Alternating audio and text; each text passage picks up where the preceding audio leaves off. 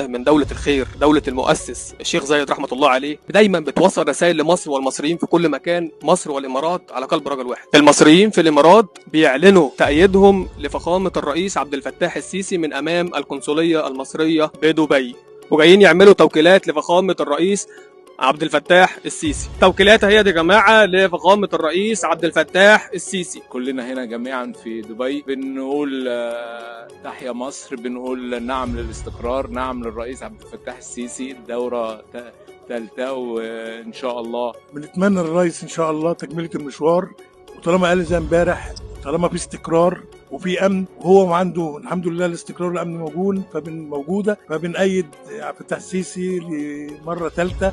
نعم لترشح الرئيس عبد الفتاح السيسي تكميل المشوار، وان شاء الله احنا معاك يا ريس، ورد الجميل باذن الله معاك في كل مشوارك. نعم لفخامة الرئيس، وان شاء الله فخامة الرئيس عبد الفتاح السيسي، وان شاء الله نكمل المشوار ومصر هتبقى قد الدنيا ان شاء الله. احنا ان شاء الله مكملين مع فخامة الرئيس الدورة الثالثة بإذن الله، وكلنا أمل في الشعب المصري. احنا كمصريين في الخارج طلعنا وأدينا واجبنا. نتمنى من إخواتنا في الشعب المصري داخل جمهورية مصر العربية إن هي تطلع للاستحقاق الانتخابي وتختار المناسب، واحنا من وجهة نظرنا إن الرئيس عبد الفتاح السيسي هو المناسب إن شاء الله للفترة القادمة إن شاء الله. احنا جايين النهارده من امام سفاره دبي في الامارات عشان نقول تحيا مصر، ونقول ان احنا بندعم الرئيس عبد الفتاح السيسي.